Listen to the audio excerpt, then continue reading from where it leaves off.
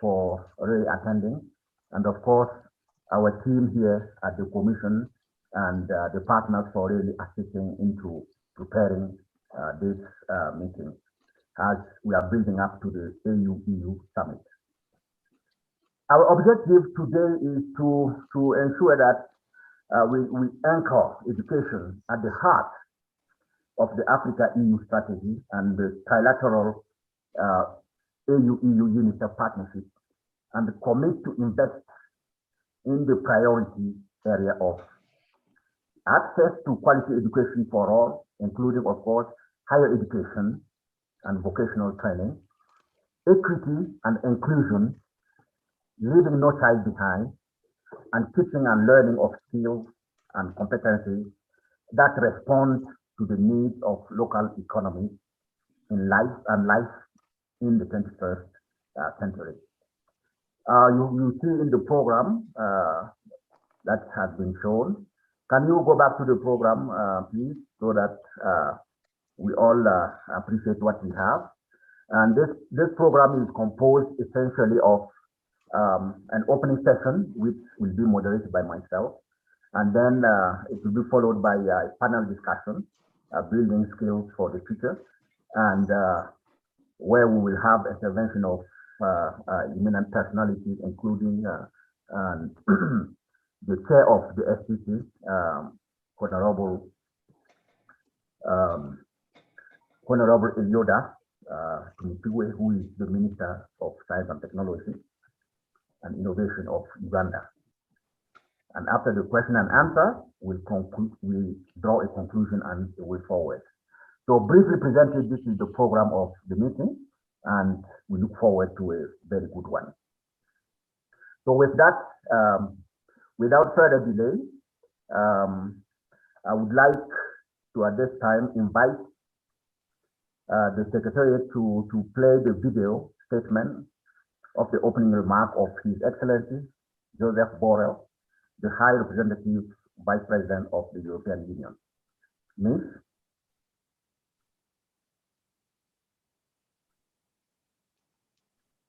So can we play the video statement?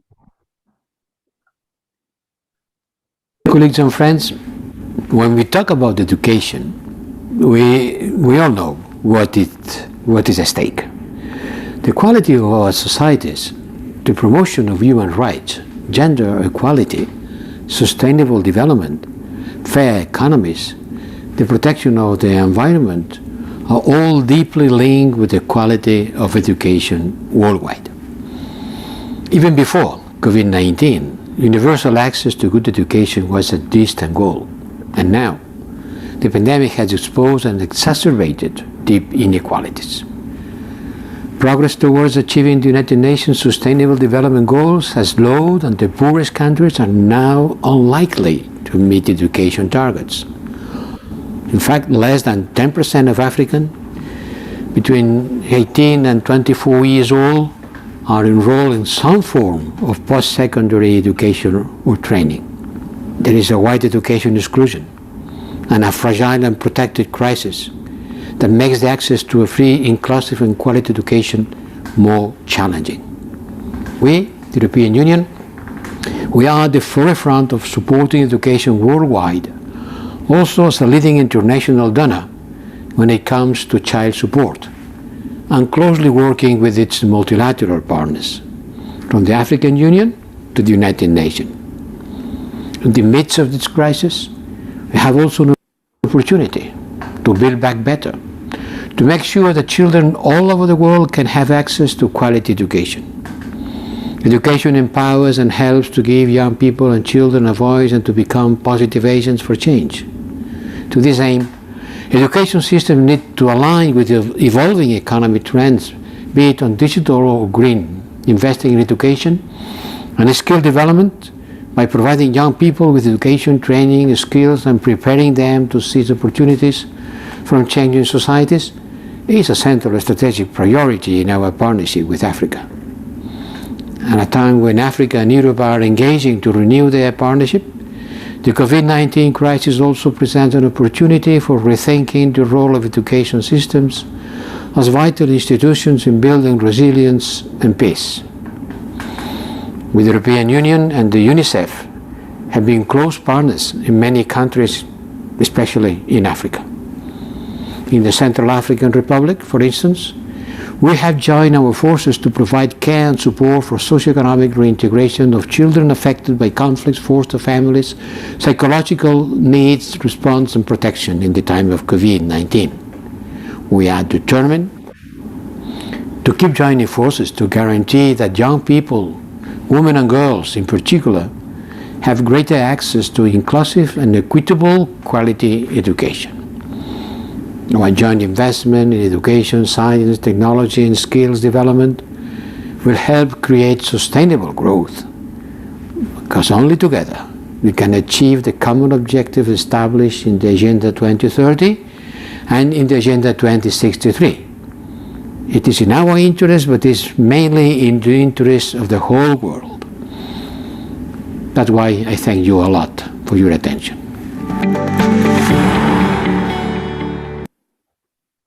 Thank you, thank you.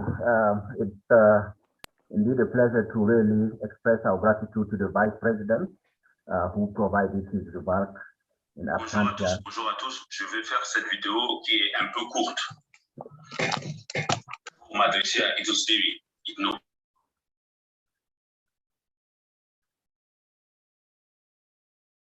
Hello? Okay. So I was saying that it's important to really appreciate the Vice President who really made his remarks. Clearly, he outlined the challenges facing education before the pandemic and of course now with the pandemic, which is more challenging. And he also outlined the EU support to education, of course, worldwide and in Africa together with UNICEF. And really what this support is really bringing life, bringing empowerment to both young people and girls. So again, thank you. At this stage, we would like to invite the director, the executive director of UNICEF, Ms. Annette Ford, to give her opening remarks. Thank you very much, Dr. Mahama. And I join Vice President Borrell and the many friends that I see on this call today in just celebrating this moment for the EU and the AU. I'm delighted to join the discussion with two of our most steadfast partners, the African Union and the European Union, on a topic that we all agree is a critical lever for overall development. COVID-19 has had a devastating impact on children's well-being and their ability to learn.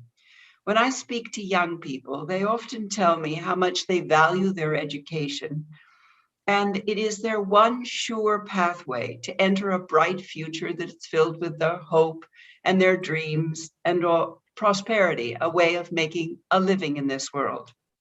We must act with urgency now to get children back into school as quickly as possible. But as the pandemic continues to rage in most of the countries, we must also ensure that children get back to schools that are safe and that are providing a safe learning environment. And this means schools must have safe water, sanitation, and hygiene services, what we call WASH, as one of the measures to reduce the risk of infection. Available evidence shows that hand hygiene is one of the most effective measures for reducing infection, including COVID-19. Several countries, including Angola, Cote d'Ivoire, and Mozambique, have developed protocols for the safe return to schools. It is a particularly important moment for vulnerable children, like adolescent girls, who are at increased risk for early pregnancy, gender-based violence, and child marriage.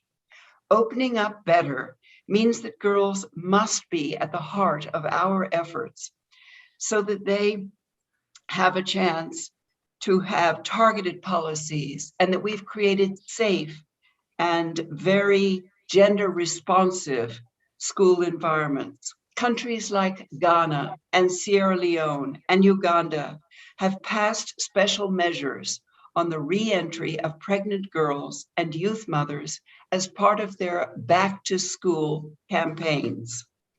Further, it means that these girls have access to wash services as a fundamental human right, for them to manage their menstruation hygiene needs with dignity, and for them to continue with their learning uninterrupted. Even before the pandemic, many girls who have reached menarche globally had their classes interrupted due to lack of wash services in schools. Teachers have been so creative in keeping learning going during the year, and it has been a tremendous hardship. They now need our support through training on remediation, hybrid learning, and socio-emotional skills. They also need more instructional time with their students in the classroom. Many countries like the US are extending the academic calendar over the summer holidays, and we believe that this could be an effective strategy that all countries should seriously consider. COVID-19 has opened opportunities to rethink how, when, and where we deliver education and skills development through multiple, flexible, and innovative learning pathways. The rapid scaling of digital learning, even in low-tech environments, has emerged as a new frontier to reimagine education and to leapfrog 3.5 billion children and youth into fast-moving, interconnected, and digitized economies in 2030. This is a once-in-a-generation opportunity that we must all seize with urgency, and the conditions are converging for us to do so. Political commitment is building. The DOT-SS framework adopted by the Ministers of Education in Africa on digital learning is a testament to that commitment. Technical resources and partnerships are also aligning in support of digital learning to overcome the digital divides which confront marginalized children and youth. GIGA, the global initiative to connect every school and learner to the internet, is active in 8 countries in Africa and is being rolled out to many more countries. UNICEF and Microsoft's Learning Passport that offers a digital learning platform with online and offline capability is active in 8 countries, including Zimbabwe and Puntland, Somalia, and it's being rolled out to over 20 countries. Achieving this bold and ambitious vision on digital learning will only be possible if we all come together, public, private, and development sectors, acting in concert with each other to our comparative advantages to deliver on the hopes and dreams of our young people and their families. Poor families invest in education to enable their children to find a decent job and to lead a more fulfilling life.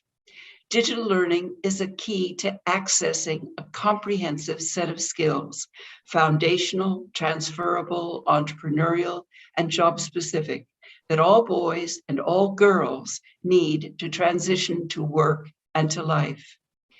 Making rapid progress on the education of children and young people in Africa will enable global progress on SDG 4 on quality and inclusive education. The provision of safe water, adequate sanitation, and hygiene services in schools is pivotal to attaining this goal as articulated in SDG Target 4A on proportion of schools with access to basic drinking water, single-sex basic sanitation facilities, and basic hand washing facilities.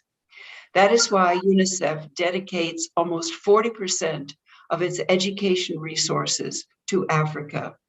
In 2020, UNICEF provided technical support to governments in 90 countries globally to improve wash services in schools and worked with them to strengthen monitoring systems, policies, and standards for sustainable wash services.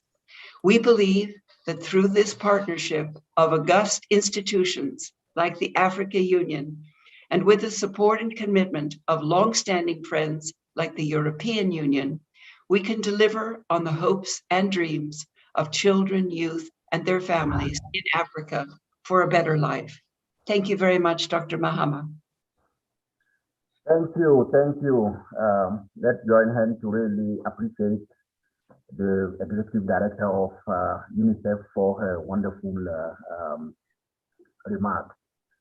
Clearly, you heard about how to really ensure that we are getting children back to school in a safe learning environment using the WASH approach, ensuring that we have gender-sensitive policies, qualified teachers. We also hear about adopting a policy of really extending academic calendar so that we can catch up on all the time lost due to COVID. And of course, a huge portion, a huge statement on digital learning.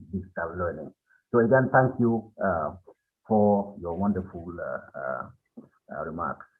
At this stage, we have two keynote speakers, and it is my pleasure at this time to really invite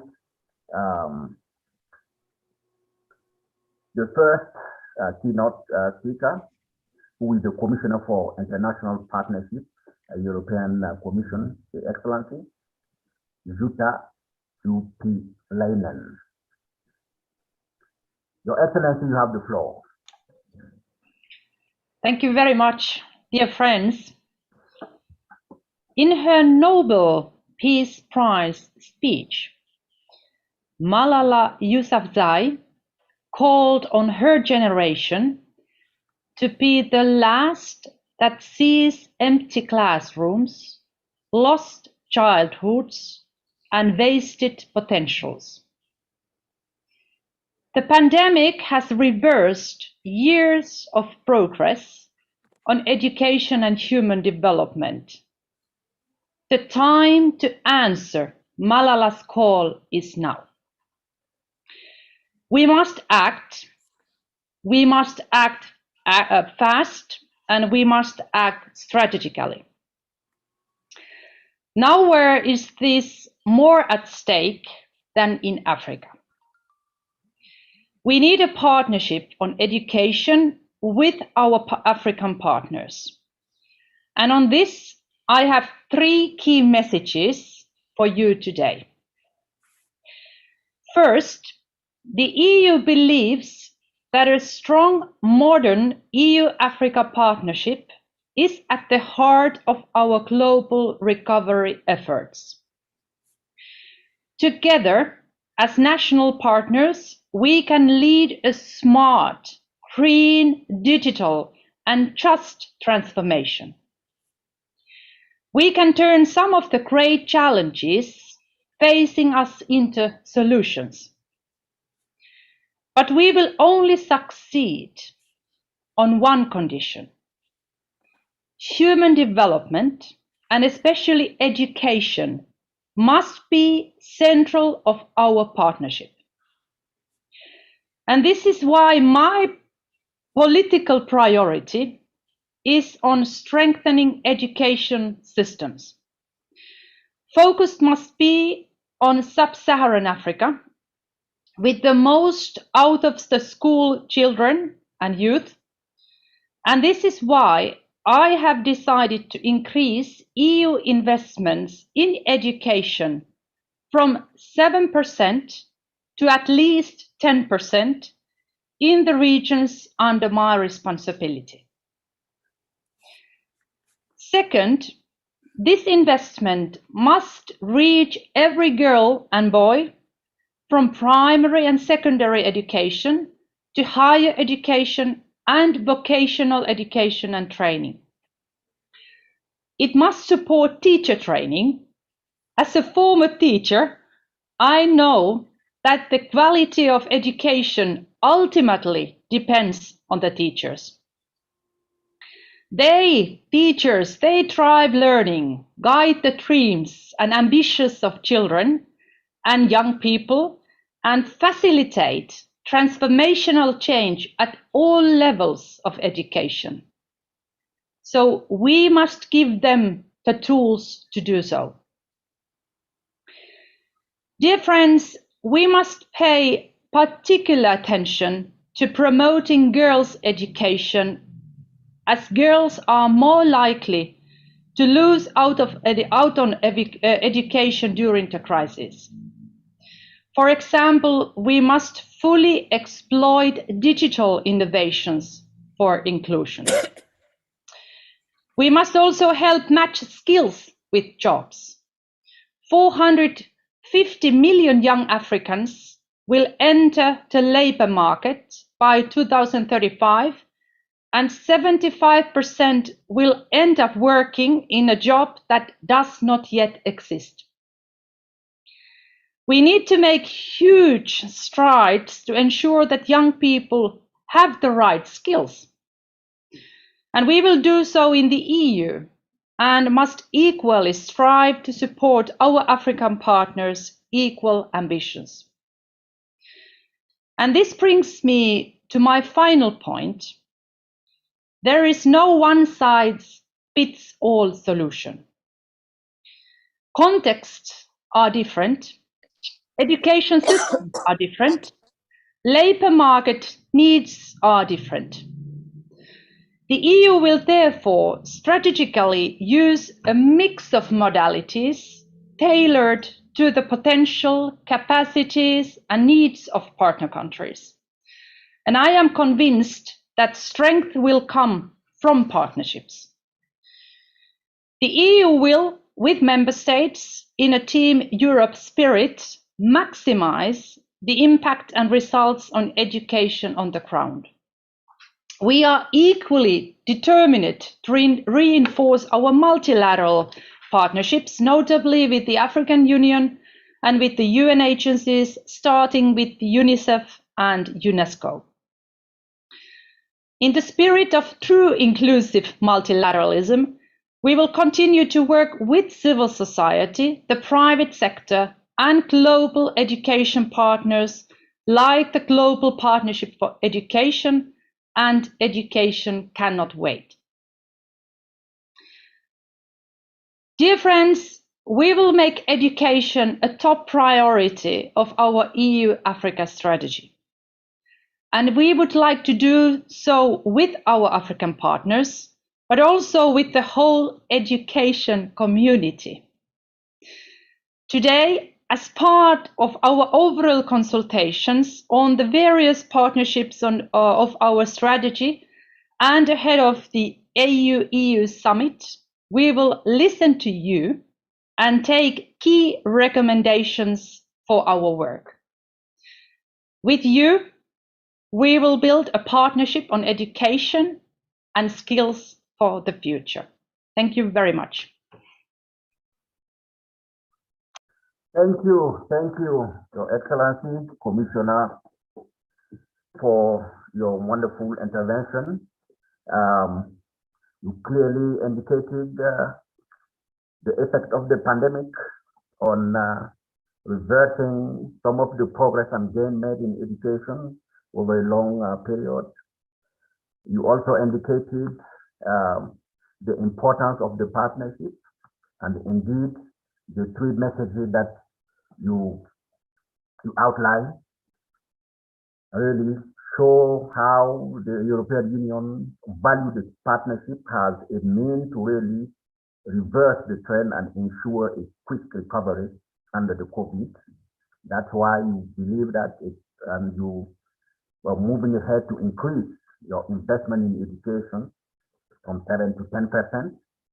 We also hear that you want to ensure that teacher training is a sector that is well undertaken, and also ensuring promotion of girls' education in STEM are also an essential element. And last and not least, the need to really take context into consideration while addressing these issues, and of course, being all inclusive, taking into consideration all the different partners. Again, thank you, Commissioner Juta, for your wonderful intervention. At this stage, it is my pleasure to invite my commissioner, the Commissioner of Education, Science, Technology, and Innovation, Excellency Professor Tara Anyang Akpo. Commissioner, you are welcome for your keynote speech.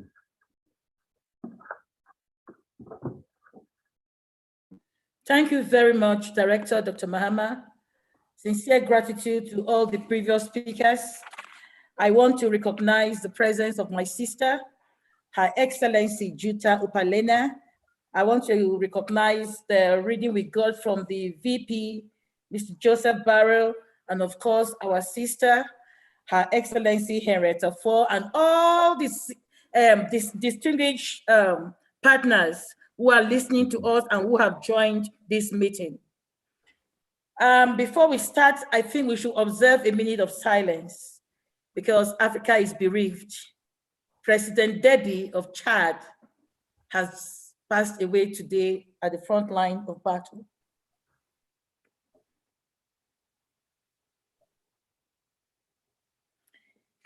May his soul rest in perfect peace.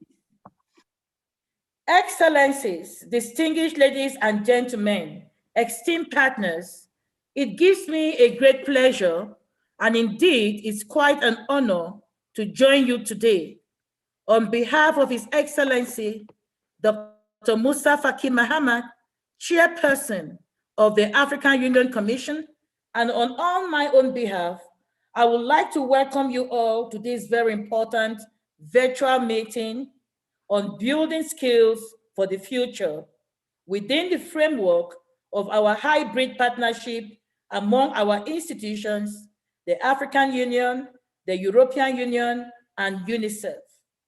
It is yet another clear demonstration for our collective resolve to address access to quality education for all, equity and inclusion, and teaching and learning of skills and competencies that respond to the needs of local economies and life in the 21st century of our citizens.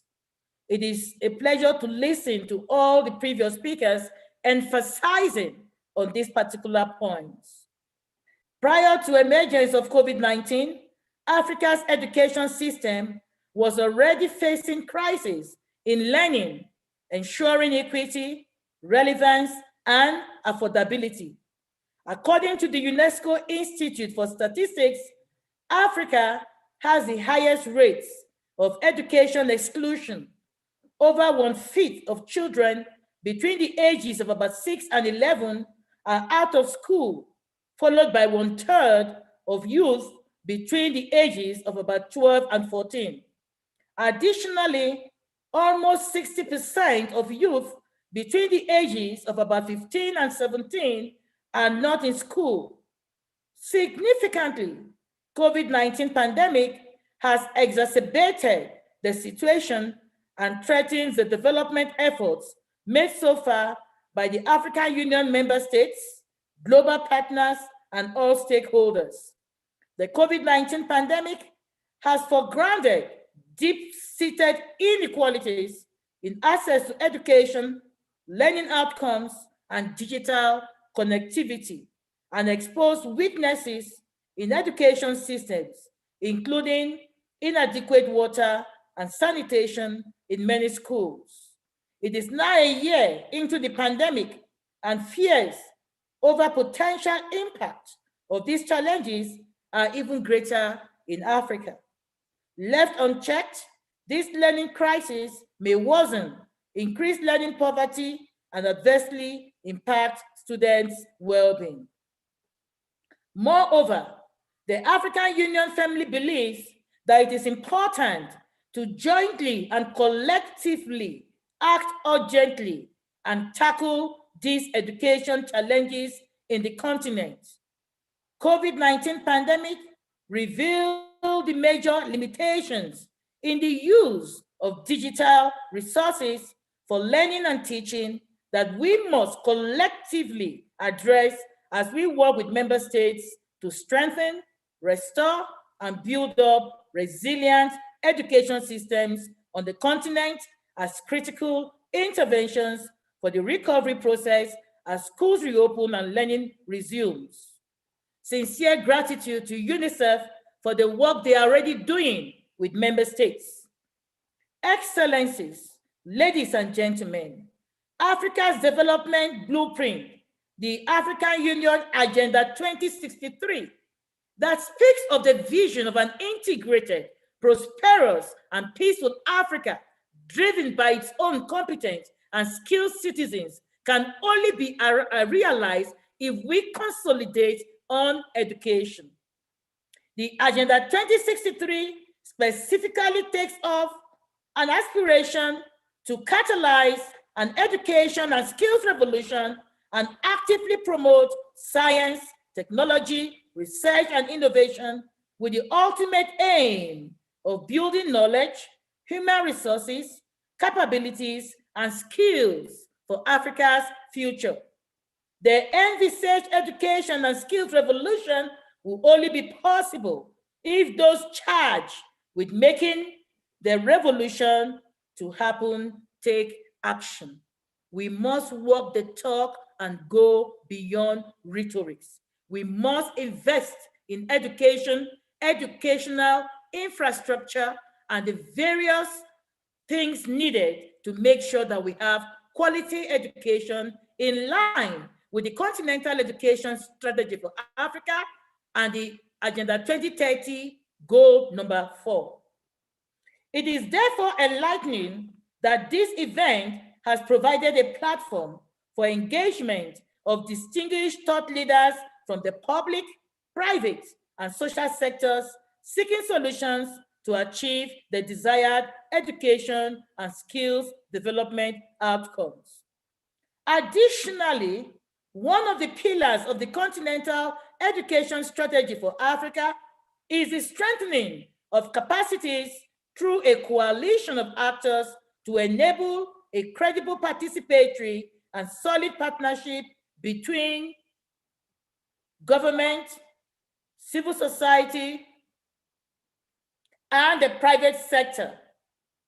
Now, more than ever before, a global response and ability to act as an international community are essential.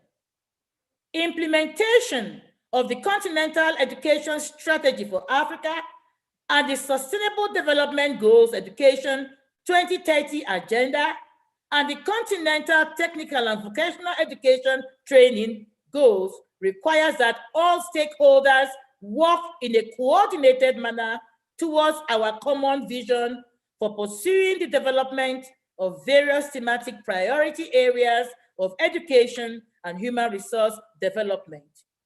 It calls for education at all levels to be strengthened through innovative initiatives to enhance access, relevance, and inclusiveness and quality.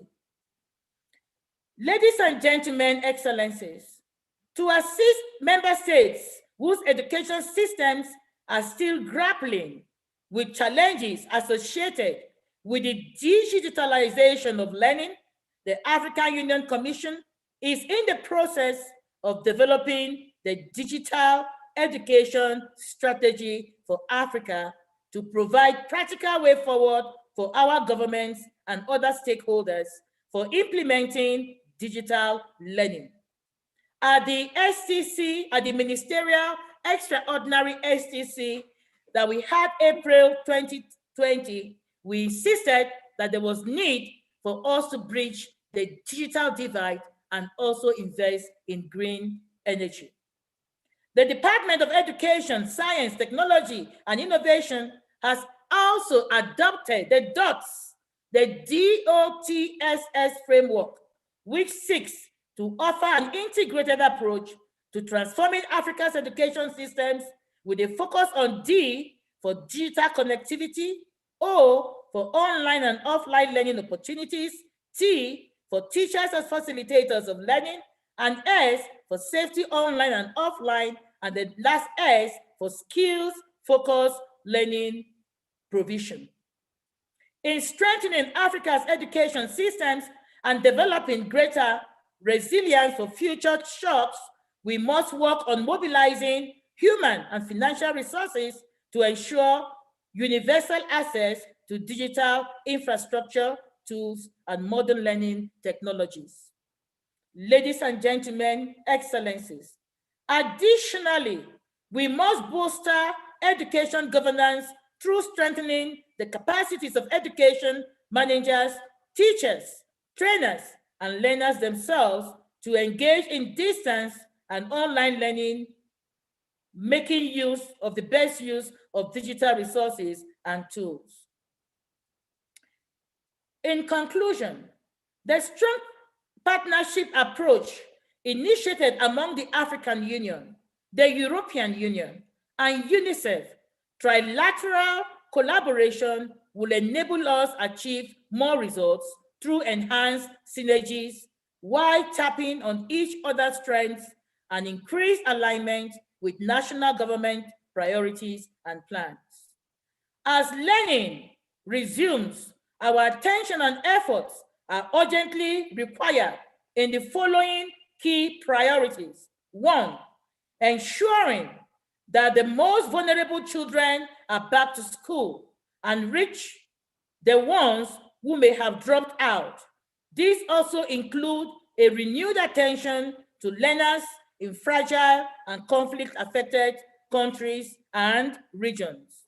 2, improve the quality of teaching and empower teachers with pedagogical practices conducive to active learning as co-creators of knowledge, coaches, and mentors. It is imperative that efforts are in place to meet the holistic needs of children and youth, including nutrition, physical and mental health, emotional well-being, and safety. Her Excellency Henrietta Fore, Her Excellency Uta Upalene, and the VP actually spoke on these factors. 3, investment in strengthening generation of data and evidence to monitor progress in member states and to disseminate and exchange knowledge and innovation. This is very important for us to know the loopholes. Like Her Excellency Upalene said, there are different contexts and different stages of education. All these must be contextualized for us to move together as one. 4, strengthening efforts to recognize, reward, and celebrate teachers and innovators to encourage the emergence of new ideas. Teachers' rewards should not come from heaven. The teachers are the trainers of doctors, engineers, pilots, etc., who earn good salaries. The teachers' salary must also be commensurate to the sacrifices they put here on earth and not in heaven. Access to quality education, access and inclusive education is important. Whatever we do in life has to do with education, I agree. And it is true that the pandemic has exposed and emphasized the needs of education for the vision of Agenda 2063. Investing in education and schools development builds our human resources, it has been said. And yes, my dear sister, Her Excellency Tuta, we need partnerships for this synergy. And that is what will lead us to the transformation of the Africa we want. Also, we need ownership from member states. So we joined the European Union and UNICEF, we thank them for the assistance they are granting African member states. And we call on AU member states to join forces and invest in education, STI, and skills development to achieve the vision of Agenda 2063. It is said that a good chief is like a forest. Anyone can go there and get something. Each must be able to go there.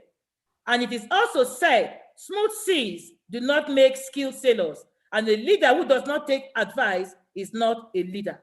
So, in conclusion, in seeking to meet these ambitions, our efforts must be coherently weaved into the intricate tapestry of building quality and equitable education systems for development of Africans' human capital and positively respond to the continental and global challenges of the 21st century. May I also emphasize that it is also important that we did not forget to strengthen career guidance and life skills opportunities, social, critical, and analytical thinking, human relations, among others, life skills are important so that learners are not just like automatons, but youth who understand their environment and are in sync with the dynamism of our time and post-COVID-19.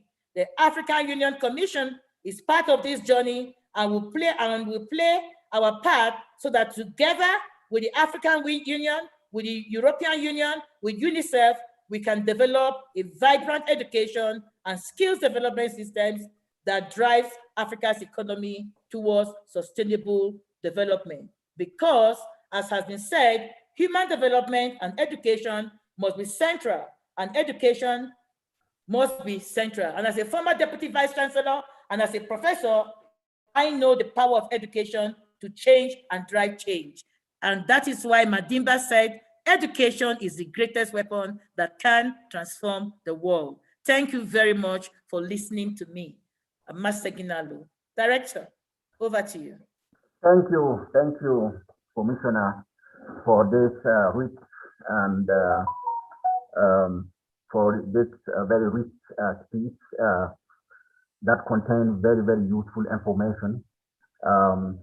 You outlined the area of education that really needs emphasis, and you also outlined the collective action that is needed. Should we be able to address that? And of course, in a response to ensuring that at the African level we achieve Agenda 2063. You outlined also the importance of digital learning and all the related, the issue of teacher training to ensure quality of education, access, etc.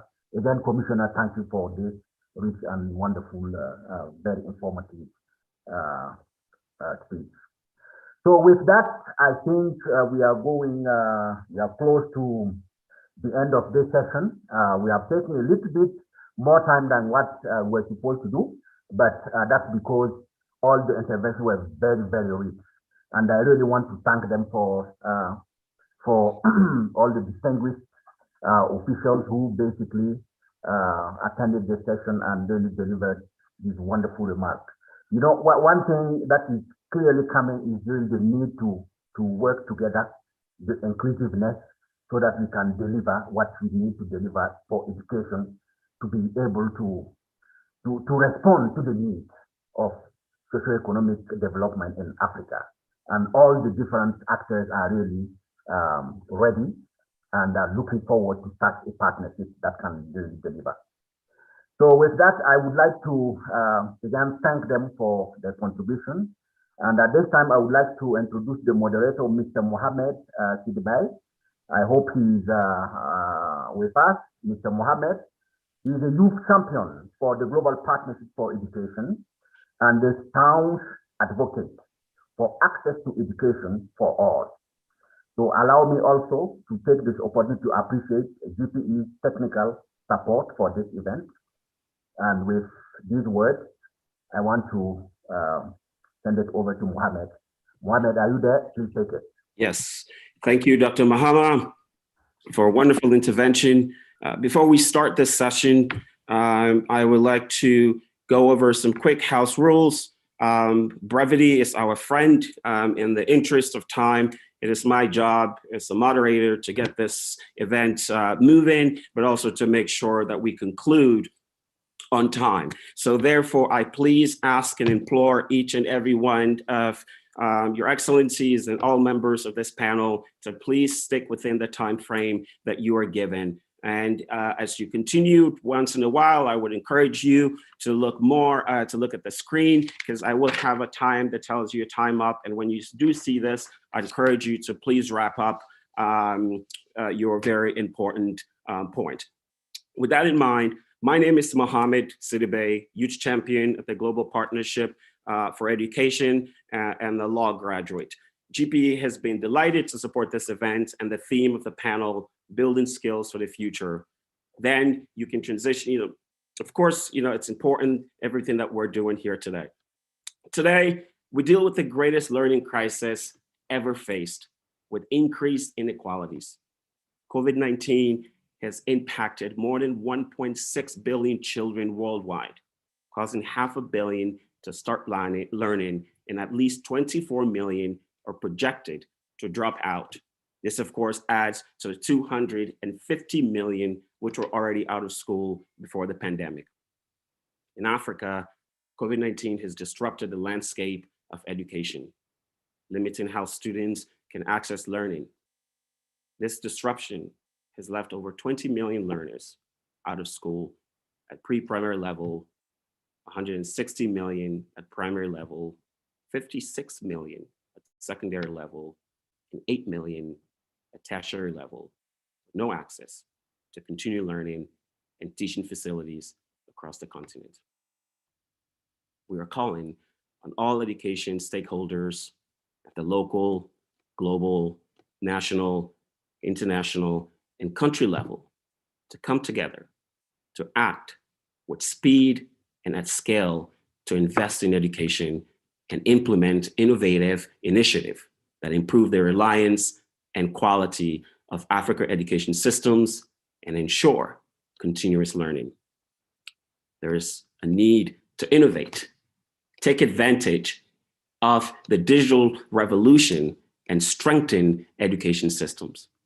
We have now a once-in-a-generation opportunity to reopen schools better than they were and to make sure children and youth are and will keep learning and acquiring the skills and competency they need for life in the 21st century. We must not tweak the educational systems, but we must change the system. The first person who is a stakeholder in this conversation, her name is Siatra. Siatra is a young person from Zimbabwe. Siatra, my first question is to you. As a young voice from Zimbabwe, as well as a U-Report ambassador, a mobile engagement platform designed by UNICEF, can you share with us the challenges you have faced related to your education? Can you tell us more on how the pandemic amplified and whether the current situation also bring new opportunities? You have 3 minutes. Thank you, Mr. Mohammed. Your Excellencies, esteemed participants, colleagues, good afternoon. My name is Siatra Msandu, a student, Youth U-Report ambassador, a rights advocate from Zimbabwe. I am honored to speak to you on the theme building skills for the future. I am excited about this theme because in the future, COVID-19 will be history and I'll be a social worker and therapist. Last year, when schools closed a week early on March 24, more than 4.6 million students had a feeling of sheer ecstatic joy. That is because we thought we were just going home a week early and be back soon to see our friends and continue from where we left. But little did we know that the indefinite closure of schools would set us on a journey of emotions, experiences that will impact us for years to come, and even reshape our future prospects. You see, my parents are full-time pastors, and since I was born, I cannot remember any other time that churches were closed. But this time, both my parents stayed home on Sundays. As the lockdown continued across the country, at home, food was fast running out. Without alternative income sources, we all relied on the money that I had saved for my studies. So I was forced to take a detour. I shelved my dream to go to university. When COVID cases increased and the lockdown was extended again, everything seemed like such a loss. We lost relatives and fellow citizens to the coronavirus. Young people lost days and months, perhaps even years of learning. Government introduced radio lessons and digital lessons for some grades. But those without radios or computers and those in remote areas without radio signals could not access these lessons. Only 6.8% of children had access to digital learning. So the digital divide widened during this pandemic. Schools lost young people who dropped out permanently, some due to teenage pregnancies. According to the Minister of Women Affairs, Mrs. Stembiso Nyoni, Zimbabwe recorded about 5,000 teenage pregnancies and about 2,000 child marriages between January and February 2021. With these kinds of statistics, you can understand why so many young people were losing hope. Some of these young people were already disadvantaged, and COVID-19 just worsened their situation. Now they couldn't either share the few books nor the few pieces of furniture You can also understand why my excitement quickly turned into anxiety and fear. Today, we're hopeful again because schools have reopened, but COVID-19 changed the way we live and work. The pandemic has disrupted family life, jobs, economies, and created severe uncertainty. We don't know how the pandemic will evolve, and this uncertainty is frightening. If young people are to emerge successfully from the current crisis and overcome future challenges, we must invest in learning and development from early childhood to adulthood. We must invest in foundational skills such as literacy and numeracy, which are essential for further learning, productive employment, and civic engagement. We must invest in digital skills to enable young people to understand technology and to use it to collaborate, communicate, build knowledge, and solve problems safely. We must invest in transferable skills or life skills to help young people build resilience and become agile learners who can navigate personal, social, academic, and economic challenges. We cannot leave also our job-specific skills to help young people successfully transition into workforce. Investing in skills means strengthening education systems to ensure high quality and accessible education for all young people. It also means making sure that young people have access to gadgets, data, and stable internet. We must not leave any child behind. And before I end, I want to thank UNICEF and every one of you present in this room for your commitment to education. To the African Union, the European Union, and to UNICEF, I would like to say this: please don't stop. Don't stop investing in skills and in young people. If anything, please double or triple your commitment. Please don't stop believing in young people. I encourage you to establish youth advisory boards so that you can always hear our voices. In closing, I want to tell you all a story, and perhaps it is one you will remember. I have a cousin, and in 2019, she passed her secondary school examinations with excellent grades. We hoped that she would go to senior secondary and on to university. But during the second lockdown, she got pregnant. Now she's one of the 5,000 teenage pregnancy statistics cited by the Minister of Women Affairs. I wonder whether my cousin would have fared better if she had life and social survival skills. I also wonder what choice you will make when you leave here today. It's not possible to predict the future, as an opportunity equips us with skills necessary to find ways to cope with the unknown. So I challenge each of you, when you go home today, to renew your commitment to education and skills development. Thank you. Thank you, Siatra, for that wonderful remarks. And I join you in your challenge of ensuring that we don't double down on funding education, but to also fund education more. And I also challenge each and every speaker to make sure that they remain within their time limits. My next question is to the African Union Minister, His Excellency Dr. Iloda, Minister of Science, Technology, and Innovation, and Chair of the Specialized Technical Committee on Education, Science, and Technology. Your Excellency, Dr. Iloda, from the lessons and experiences of Uganda in addressing the impact of COVID-19 on education systems, what recommendations do you have for the continent, and how can government protect and increase domestic financing to build strong and resilient education systems now and in the post-COVID-19 recovery? Your Excellency, you have 4 minutes. Yeah, distinguished excellencies, ladies and gentlemen, allow me to first of all bring you warm greetings from Uganda, where under the exceptional leadership of President Museveni, we have registered an island of good COVID-19 epidemic control in a landlocked country in the middle of a geopolitically volatile region with widely varying and in some cases, or some instances, unknown numbers of coronavirus cases. We were able to early on in the epidemic carry out control measures, which included the closure of borders, closure of schools and businesses to curb the spread of the virus. We have strictly followed the best scientific evidence and advice available, and as of today, 20th April 2021, in a population of over 45 million people, Uganda has registered 41,338 cases and only 338 deaths, while globally there has been over 142 million cases and over 3 million deaths.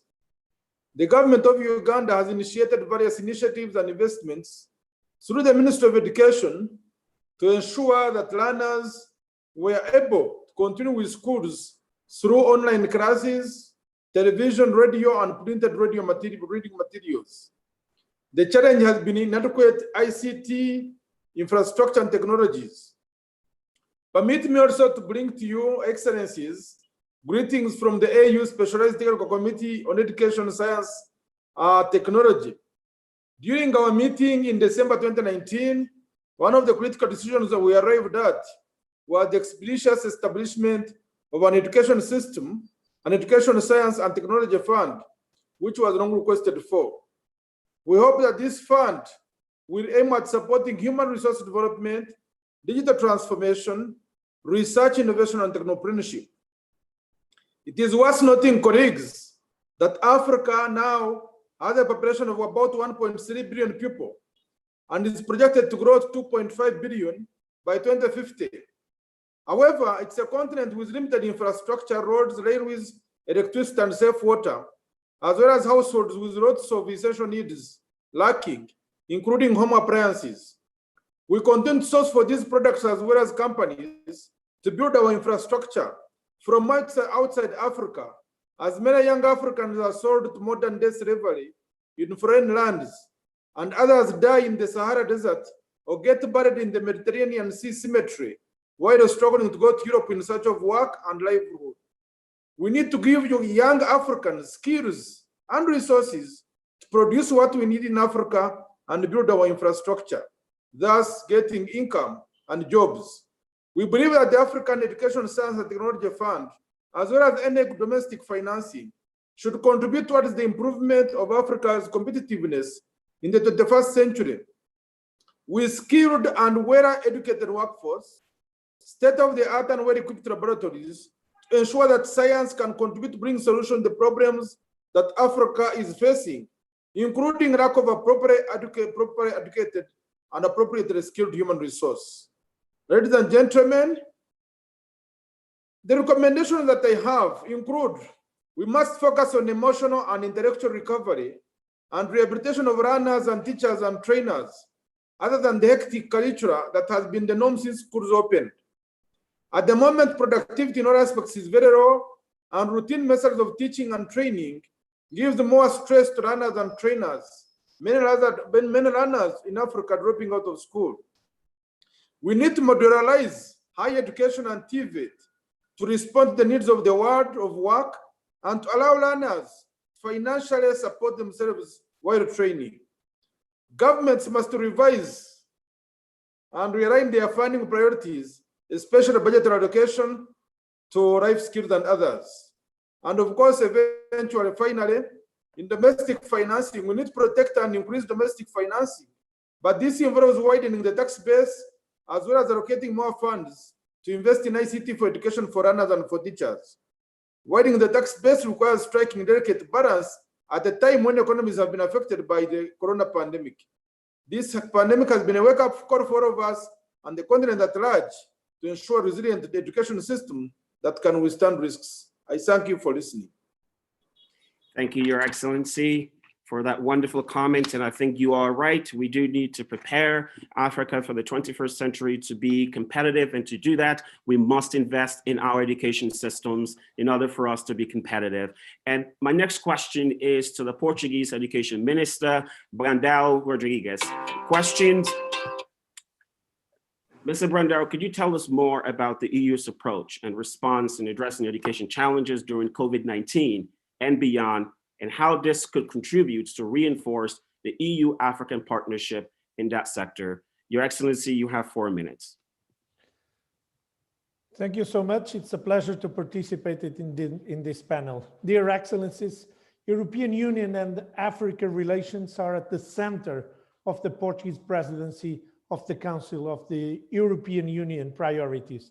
Therefore, it is my great pleasure to join you today and contribute to the discussion on how we can put education at the heart of the Africa-EU partnership. COVID-19 has put unprecedented pressure on education and training systems worldwide, and across the European Union, and has compelled national authorities to take difficult decisions to address the health crisis. It demonstrated well that education and training systems must be flexible and resistant enough to interruption in their regular cycles. The pandemic has brought major challenges and changes to the way we learn, the way we teach, the way we communicate, and the way we collaborate within and between education and training communities. This has had an impact on learners, their families, teachers, trainers, education and training institution and its leaders, as well as on the broader society. Fortunately, EU countries have the capacity to find solutions to continue the delivery of teaching and learning processes in different ways and contexts, and to ensure that all learners, irrespective of their socioeconomic background or learning needs, continue to learn. Nevertheless, the shift to blended and distance teaching and learning unveiled the impact of the digital divide and connectivity gaps between and within member states, as well as inequalities among population and regions. The efficient response of education and training systems to the COVID-19 pandemic demonstrates the importance of education and training for the functioning of our economies and societies at large. However, the pandemic crisis also revealed fragilities of European education and training systems and highlighted the need to tackle pre-existing challenges such as socioeconomic and geographic inequalities in accessing quality education and training. For these reasons, it should be highlighted that although the switch to digital teaching and learning has played a major role in enabling the continuation of the learning process, digital education cannot fully substitute quality face-to-face teaching and learning.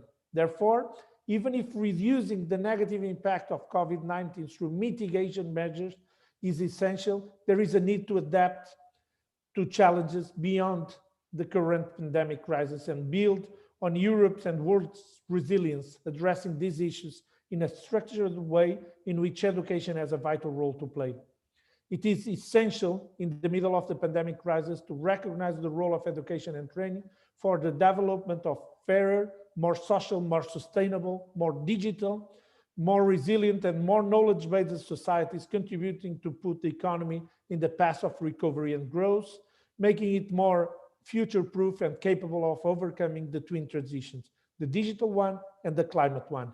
Education and training have a vital role to play when it comes to shaping the future of our societies and enhancing and reinforcing their social dimension.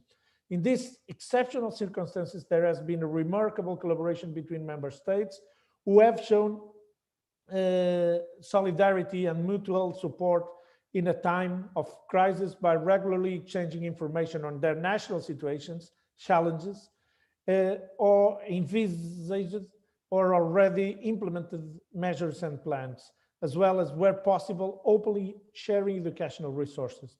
The evolving pandemic put in evidence that better coordination and further cooperation are key to overcome mutual challenges while laying the foundations for establishing a future better framework that effectively leads to a joint sustainable growth model. It is this accumulated cooperation experience that we can put to the service of the EU-Africa partnership in the field of education, facilitating best practices and experience exchange with the view of assuring beneficial mutual learnings between the European Union and the African Union. As the President of the European Commission, Ursula von der Leyen, recently said, Africa is Europe's natural partner and neighbor. Together, we can build a more prosperous, more peaceful, and more sustainable common future. And just to finish, I would like to say that for our part in Europe, we are committed to intensify cooperation in several key areas, including the green transition and the digital transformation, and education is an integral, crucial part for the success of the partnership we want to continue building and deepening. Common actions, joint efforts, and real-time information sharing should be the main features guiding this new framework, both within our respective continents, Europe and African, and also concerning the partnerships we wish to grow and thrive together. In view of the above, education, training, and research systems will serve as a tool to boosting youth employment, entrepreneurship, green and digital skills, and should increase prosperity, stability, and security in Africa and Europe as well.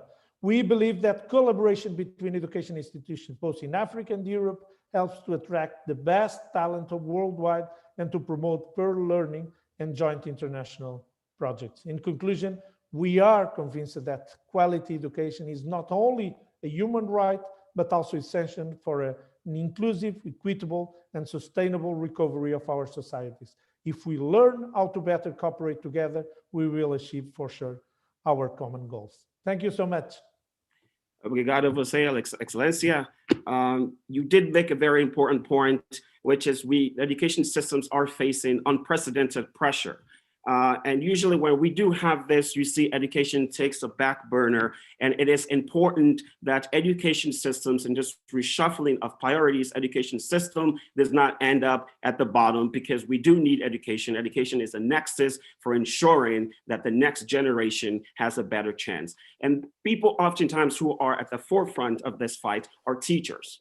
Teachers are the most important people in this fight. And so therefore, my next question is going to be to a teacher, Mr. Olikan Adimola. He is the African Union 2020 Teacher Awardee. Mr. Adimola, as a teacher in Nigeria, what has been the most challenging aspect of your work during this crisis? And how do you ensure students continue to learn? And what are your recommendations to improve learning outcomes moving forward? And finally, what do you think can be done differently? You have 3 minutes and the floor is yours.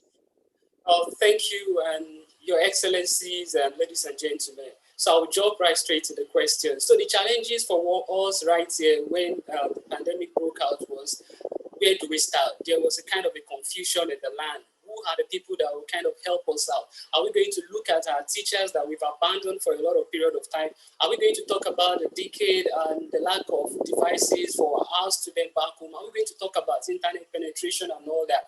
But even be that as it may, for me as a teacher, my major challenge was reaching out to all the students wherever they are, whether in the low-income communities, whether they've got internet access or not.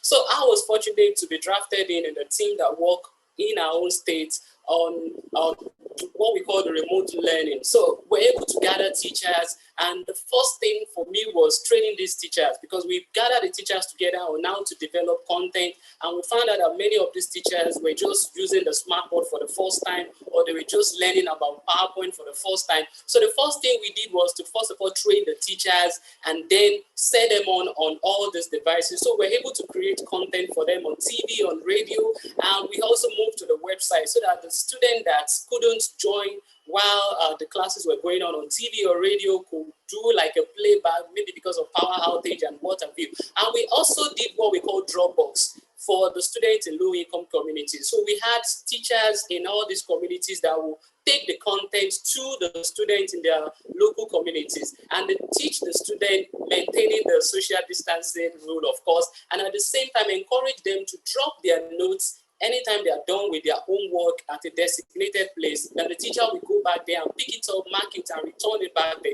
So we're able to do that back and forth. And we didn't just train the students or just ensure they keep learning. We're still able to assess them. And the form of assessment for me was to test how many of the students were actually accessing our classes on TV or radio or on the internet, and to really test and find out about the internet penetration in our own state. So we ran 2 different kind of assessments with survey for the student. And the first time we were surprised that 18,000 high school students were able to participate. And when we did for the elementary student, we had about 9,000 students. From all the local governments in my state, we've got about 20 local governments in Ogun State, and we received feedback from all the students. But we found out that it's not about the internet access and all that. It's more of our students getting access to these devices.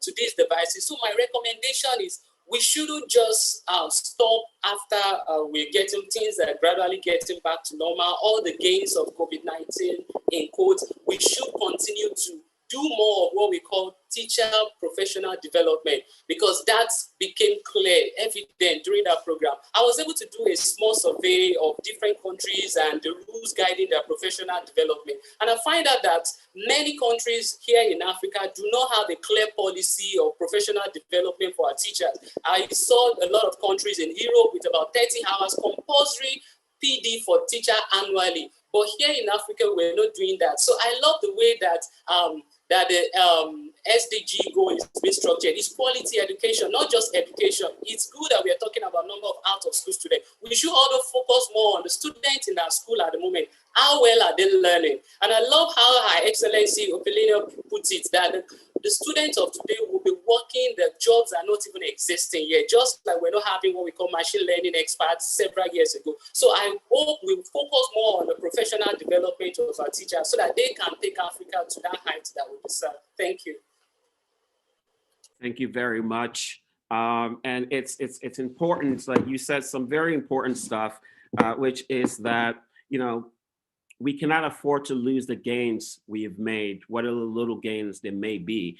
It gives me great hope as a son of Africa myself to know that we have people like you, we have teachers like you on the front line, undeterred by the lack of access and opportunities, but yet you continue to be on the front line to make sure every child receive that which is rightfully theirs, which is access to quality and inclusive education.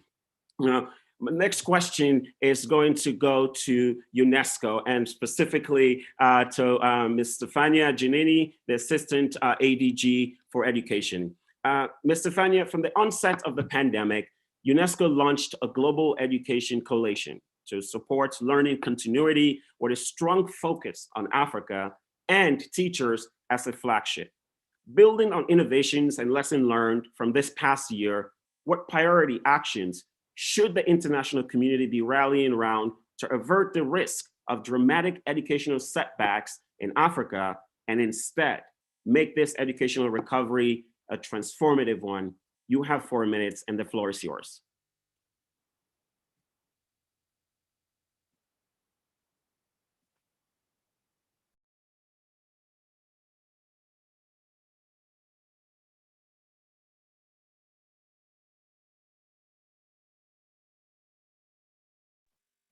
ADG, are you on or are you having connectivity issues? Sorry. So can you hear me now? Yes. Oh, that's great. Nice to see you. Thanks once again for bringing us together. Let me say it's great also to listen to testimonies from teachers and youth. Well, today I was telling schools have reopened across most African countries, but this cannot be a return to the unequal normal of the past. This pandemic must, on the contrary, act as an accelerator of inclusion and transformation, taking forward all the impressive efforts. We already listened to many important testimonies today across African countries to provide learning continuity during school closure. The situation is still very critical. According to our study with the World Bank, 65% of poorer countries are cutting their education budgets. And against this bad news, let me commend the Commissioner Urpilaienen's important decision of increasing the budget for education from the European Commission perspective.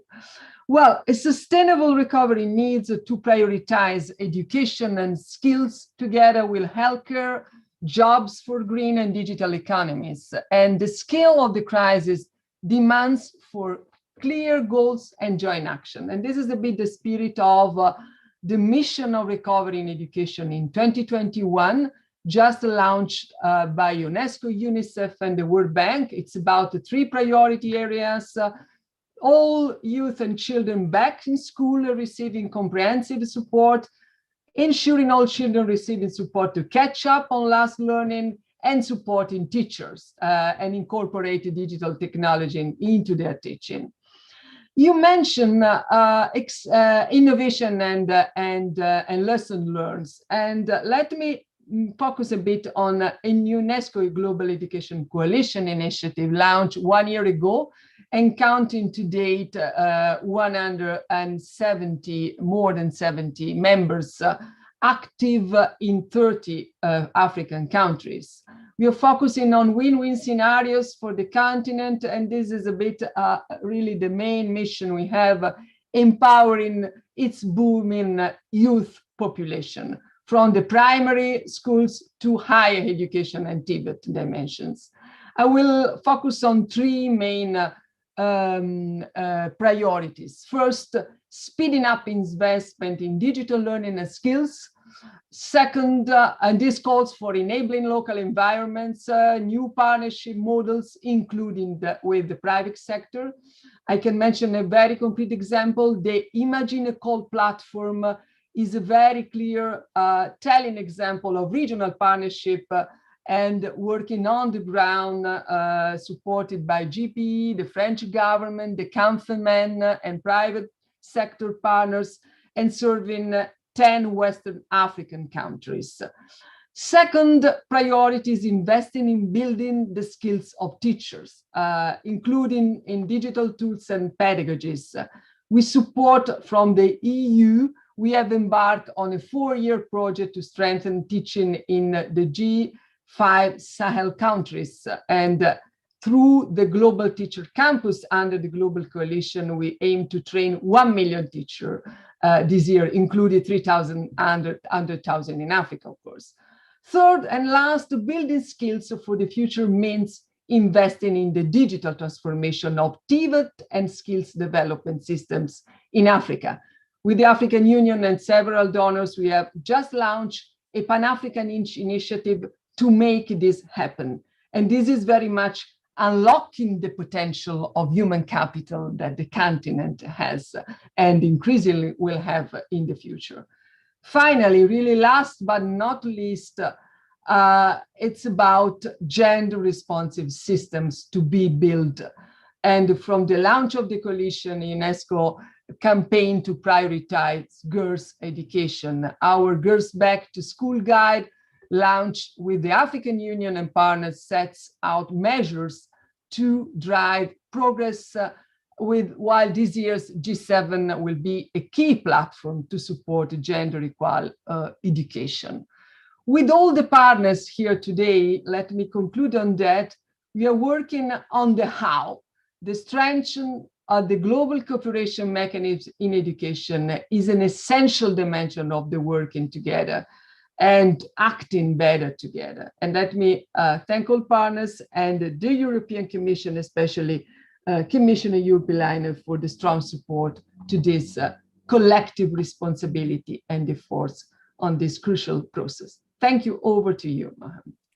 Thank you, Stefania. And I think it's interesting. So like, we cannot go back to the unequal normal of the past because it's no longer acceptable. And it's quite sad to see that like 65% of African countries will be cutting their budgets towards education. I had it in my conversation with David Moyna, the education minister of the Republic of Sierra Leone yesterday. I was happy to hear that Sierra Leone actually increased their budget during the pandemic towards education. But now I'm just heartened to the fact that like 65% of African countries will be reducing their budget. And that's something that's just not acceptable. Now, reimagining education and responding in an effective way to the severe impact of COVID-19 in education requires a multi-stakeholder approach. Everybody needs to be involved, from decision makers to parents, teachers, communities, but also civil society, private sector, and others interested to engage. This is why we also have, as part of our panel discussion today, a representative from civil society and from the private sector. My first question is to a representative of, is to Dr. Lynette Okonjo, the Executive Director of the Africa Early Childhood Network. My question is, can you explain why early years in education is important and how can we better invest and make sure that children get solid foundational skills? You have 3 minutes and the floor is yours. Thank you very much, Your Excellencies, ladies and gentlemen. As a civil society network that focuses on championing the rights of the youngest children, children aged under 8 years, and the coordinator of the CSER Early Childhood Cluster of the Africa Union. We are delighted to have this opportunity, especially to add our voice to appreciating the fact that education, skills, research is a pillar of this new Africa Union EU strategy. We are very appreciative of the fact that attention will be paid to girls and women. And we think this is really important because it has a direct benefit on childhoods. And also that digital transformation will be key in improving access. As we all know, the early years play a critical role in laying strong foundations for later development.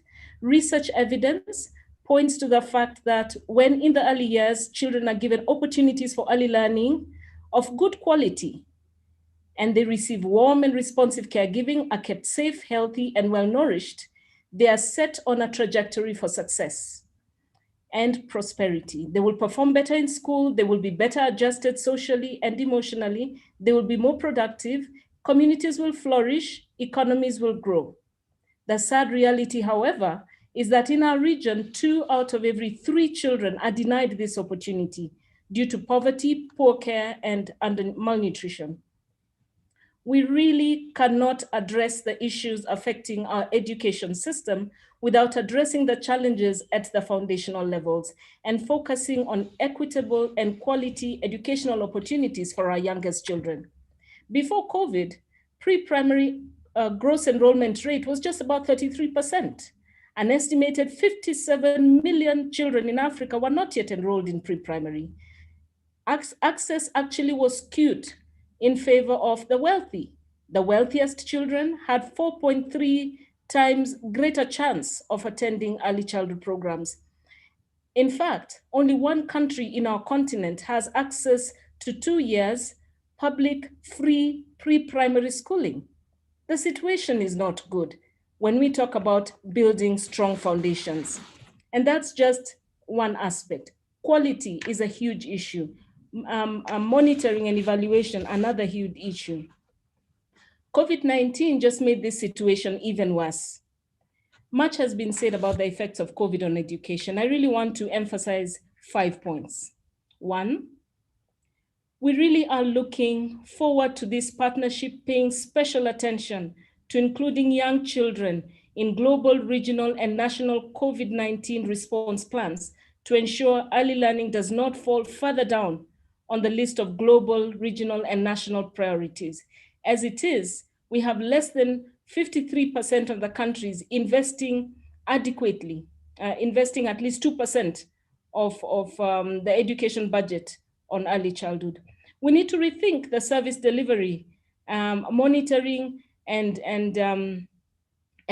think again about collaborations with parents. When we're talking about young children, we cannot leave the parents out. How do we increase the engagement of parents? We have to think very carefully about increasing budgetary allocation and strengthening collaboration. I would like to close by echoing the Africa Union's Commission Continental Education Strategy that recognizes pre-primary education as a pillar on which future learning and training are grounded. Thank you very much, AUC and EU, for not neglecting our youngest children. Let's act decisively and promptly to ensure that the early years are included in policies and investment. Thank you very much. Thank you, Dr. Okeng. Thank you very much, Dr. Okengo. And I think we can all, it's safe to assume that we cannot do this without the private sector. We've talked about innovation and technology, but to do this, we need the private sector involved, which is why my next question is to a representative of the private sector, Ms. Heather Johnson, Vice President, Sustainable and Corporate Responsibility of Ericsson. My first question to you is the role of technology and digital learning solutions are vital for addressing education challenges and developing skills for the 21st century workplace in the continent. African youth are the least connected in the world, with around 60% not being online compared to just 4% in Europe. How is Ericsson addressing this issue of Africa connectivity gap? You have 1 minute for this section. Wow. Okay. Well, thank you so much. And it's a pleasure to be here with such esteemed panelists, and they have said so many thoughtful things. So I would be repeating many of them. I think maybe just to then go directly into saying that technology and innovation is the role that Ericsson can play.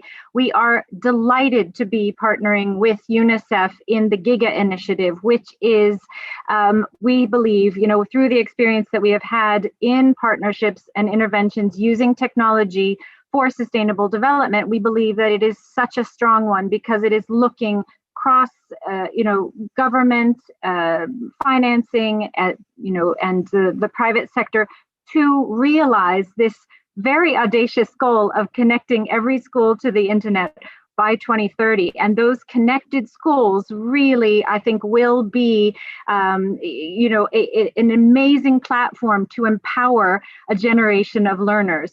And, I'm delighted to see colleagues from UNESCO and UNICEF, so some partners we're working with, and many on this panel, I hope, will be future partners. We talked a lot about SDG 4 and that education focus. I would also say that equally important to this effort is SDG 17, this partnership to really create and amplify positive impact at scale. I believe that we have an amazing opportunity because the school, putting the connectivity and the focal point in the schools and in these community of learners not only will impact those students and teachers, but also the community around them. So I've been delighted to be part of this panel and hearing this fantastic, all of these fantastic interventions, and really delighted to be a part of this journey. Thank you so much. Thank you for your response. I think it's interesting you said audacious. I will push it even further and says it's not audacious. I mean, we are planning on sending people to Mars. So I think it's acceptable to believe that we can connect every child to the internet to make sure that they get the learning that they need. My next question is, how do we leveraging the internet? So how do we leverage the connectivity that Ericsson is supporting? Like, what socioeconomic measures need to be put in place to address this digital divide that we now face between the East and the West, or the global South and the rest of the West? You have 2 minutes for this section. Okay, great. Well, I guess I would, really then kind of start with the fundamentals. And I would just say, interestingly enough, I was on a panel around climate this morning, and I would say, in a way, my answer is the same, and that is that an investment in digital infrastructure really is an investment in sustainable development. I think, this is something that we have seen since even before the launch of the Sustainable Development Goals, that ICT infrastructure can be this strong platform to build upon. So whether that's enabling mobile financial services, whether that's enabling education, whether that's really enabling a climate-friendly transition, we truly believe that foundation of digitalization is so important. But on top of that, then, and I, again, commend the AU and the EU here, because it is, of course, about policy enablement. It's about really thoughtful and targeted interventions from policymakers to utilize and really to connect. I mean, technology in and of itself will never solve a problem. It is really, again, to just reflect back on that first point, it is really this, the coalition of the willing and bringing together every aspect of the multi-stakeholder sphere to solve all of these global challenges. And I think education, again, is one where I think we have so much opportunity, and the investments that we make today will pay off for generations to come. Thank you. You are right. It is true indeed that if we invest today, we will reap the benefit of our investment in tenfolds. We couldn't finish this debate without addressing the importance of education in emergency in Africa, and the need to address skills of children and young people on the move and affected by crisis and conflict. Unfortunately, Commissioner Linechi, who should have joined us, could not be with us today, but he left a video, so please take a listen.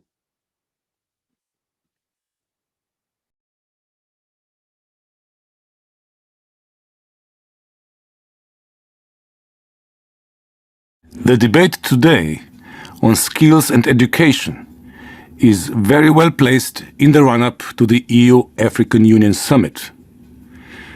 Ensuring that all children have the right skills and can access quality education is our common endeavor.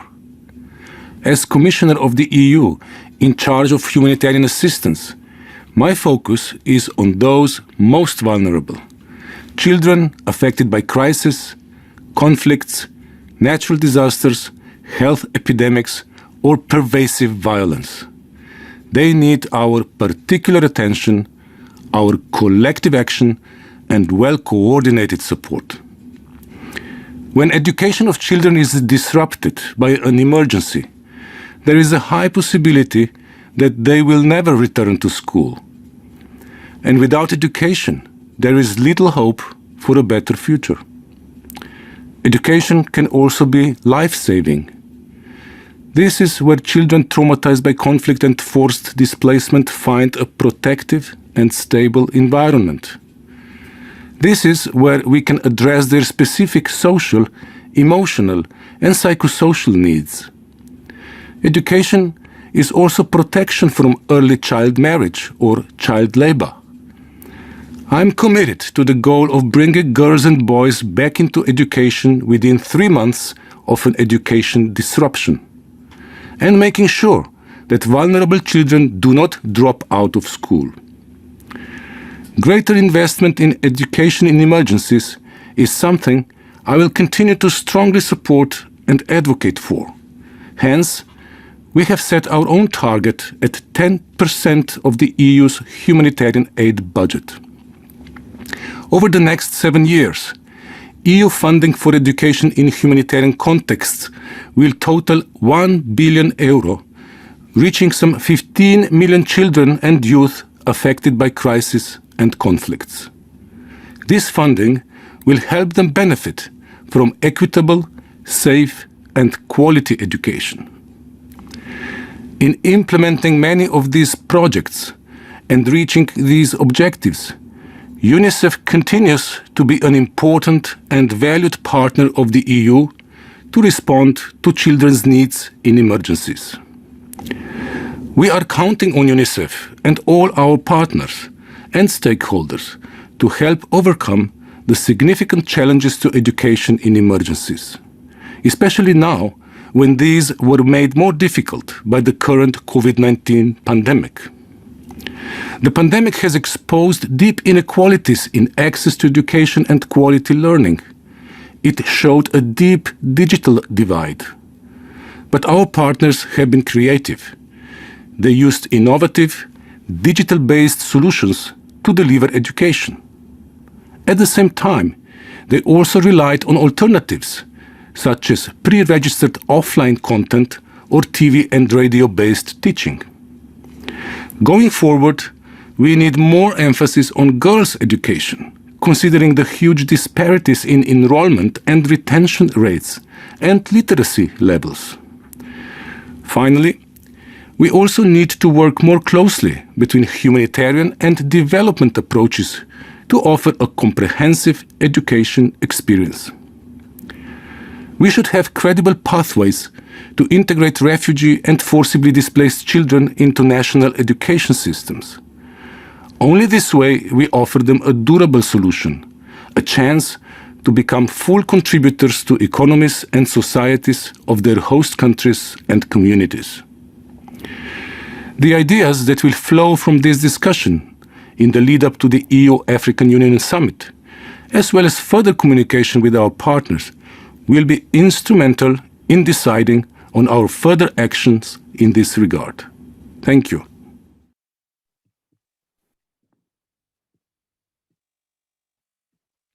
We've heard from the EU Commissioner for Crisis Management, Mr. Lunacci, about the need for integrating refugees within different national education systems. Now, it's time of the event. It's where I would like to ask no other than Rob Jenkins to highlight the main points discussed. Rob Johnson, Chief of Education for UNICEF, the floor is yours and you have 3 minutes.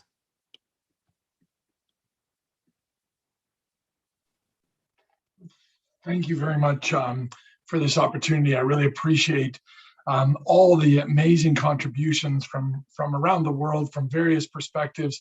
What occurs to me is how common the messaging were, how united we are, how many speakers and contributors, panelists built on each other and elaborated on some of the key points.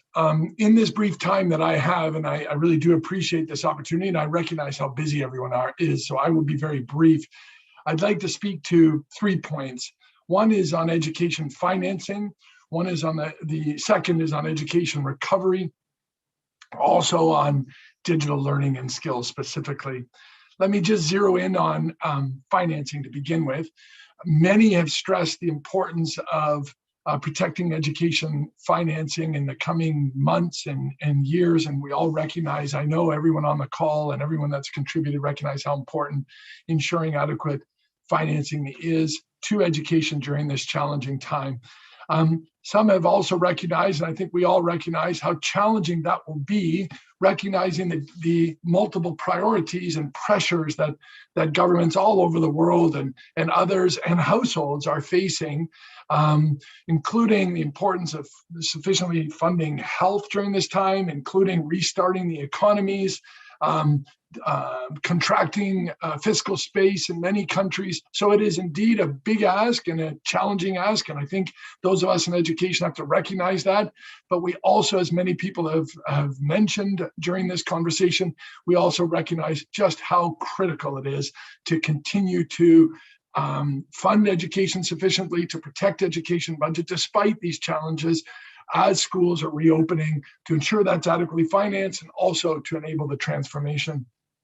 We warmly welcome the commitment from the European Union to increase investment in education, as was mentioned, from 7 to 10%. That's a very exciting announcement. And also many governments in Africa have also, I know there's some challenging statistics on average, but we do want to recognize many governments have indeed protected the education expenses. And as has been mentioned, one government in particular, Sierra Leone, has increased its investments in education despite the challenges that in this challenging time. So the second, let me just highlight the important issue of education recovery. And my dear friend and colleague Stefania Giovanni, the Deputy Director General of UNESCO, also was highlighting, and UNICEF works very, very closely with UNESCO and with the World Bank and many others, and with governments all over the world on a mission approach to education recovery. Just 3 key parts of this mission to recover education. One is to ensure that all children, especially the marginalized, are back in school, and many panelists and speakers have mentioned that. The second is for us to catch children where they are in their learning as they return to school and accelerate that learning process. Do want to focus and emphasize the importance of children across their learning cycle, including beginning in early years, but also ensure that transition from learning to read to reading to learn around 10, 12 years old, and also the critical period is as adolescent youth transition to adulthood and acquire the full range of skills for a prosperous future. The third message linked to the recovery. So we had the importance of proactively reaching marginalized, the importance of catching children with their learning and accelerating. The third is ensuring sufficient support to teachers and all those involved in facilitating and encouraging children to learn, particularly during this challenging time with the reopening process. Let me just wrap up this very brief remarks on and building on other comments, again, back to how many colleagues have stressed the importance of digital learning and the need to seize this opportunity of this transformation to leapfrog education and using technology as one of the key tools to enable such a transformation. We feel, and the evidence is showing, digital learning can indeed be the great equalizer in all of our countries that we live and work in. And it is a critical complement to face-to-face learning.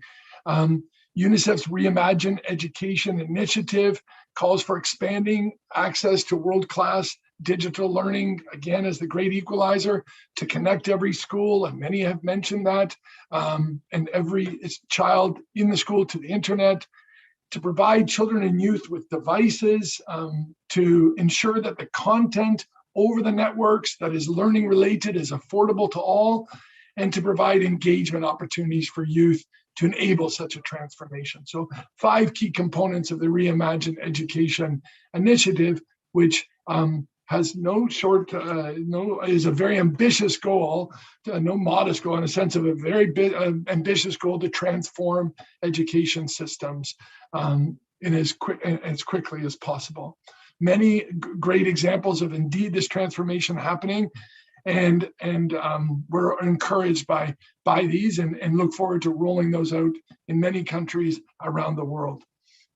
It is obviously a time for bold leadership and very solid and in-depth partnerships. And many have illustrated that during this discussion. And I know that's been reconfirmed repeatedly. Also, again, a great affirmation of what's possible. So thanks again to all. Thank you for this opportunity. UNICEF stands ready to continue to partner all over the world to ensure every child realizes their right to education. Let me pass back to the moderator. Thank you, Rob. You're right. This is indeed an ambitious goal, but it's time for us to go big or go home, and we cannot afford to go home. We are now towards the end of this event. So I would like to turn to the European Union Commissioner, His Excellency Dubravka Šuica, Vice President for Democracy and Demography, for concluding remarks. You have 3 minutes and the floor is yours, Your Excellency.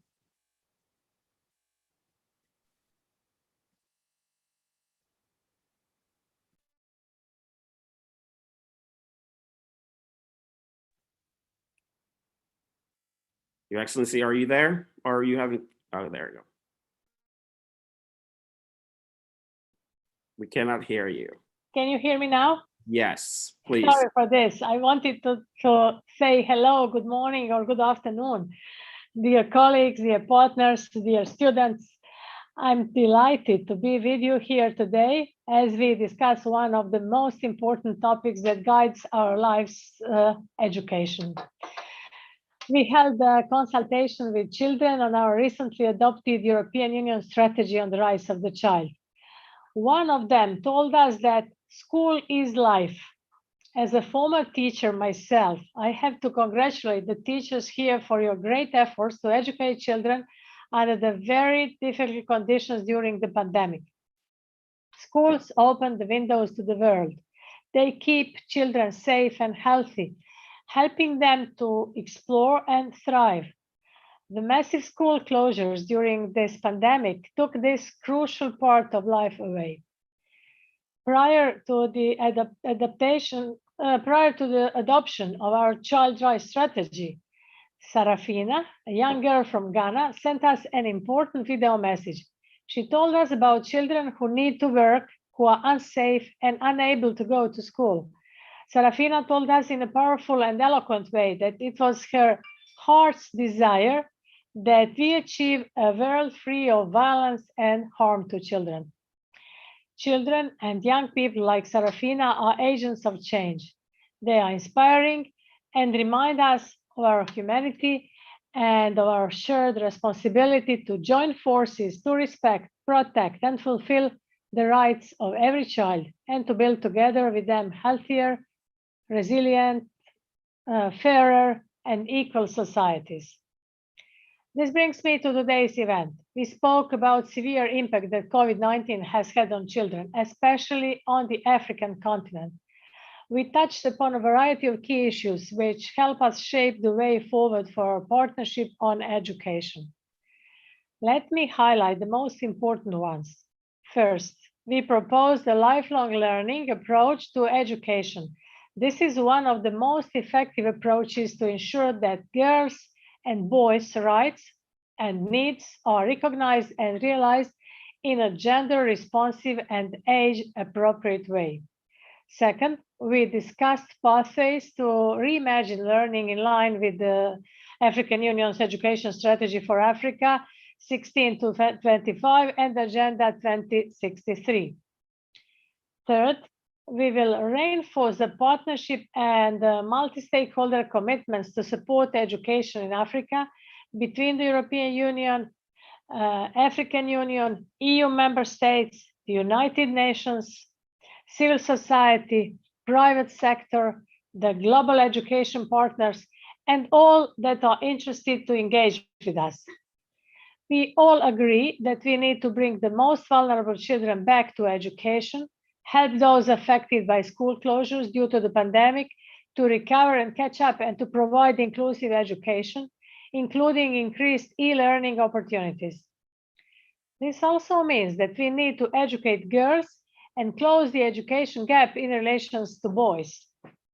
Young people must acquire basic and digital skills, and we need to ensure that higher education leads to employment and a sustainable future. And now let me conclude.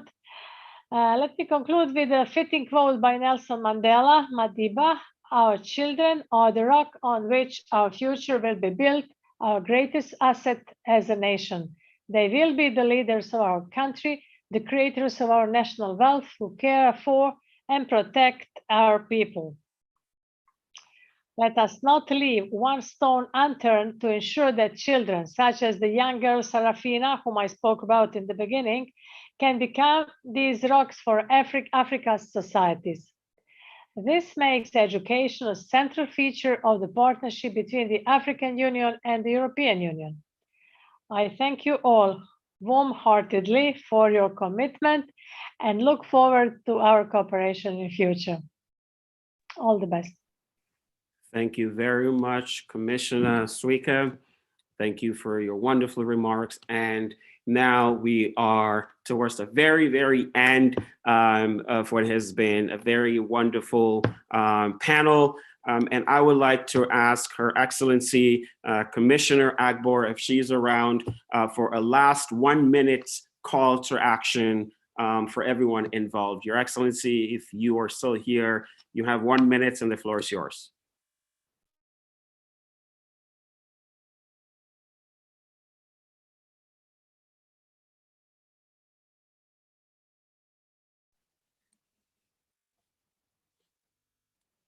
Your Excellency, are you there?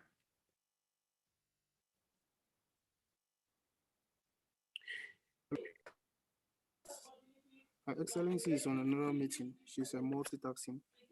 Okay, so well, with that, because we do not want to hold, we would love to have Her Excellency give closing remarks, but we also understand that this has been a very long sessions and people have other meetings to go to. I would like to thank everyone for being here today, and I want to make sure that whatever has been said here, that we all go back and do what's necessary, which is we need to reinvest in education, we need to reimagine education, we need to make sure that education is at the top of our of every single government's priorities, because without education, the future is indeed very bleak, and we cannot afford, my generation cannot afford a world where we do not have a fighting chance for the world that's before us. With that, I would like to thank each and every one of you, each and every one of your excellencies, distinguished members of this panel for being with us. Thank you for joining us on this wonderful discussion, and you all have a wonderful rest of the day.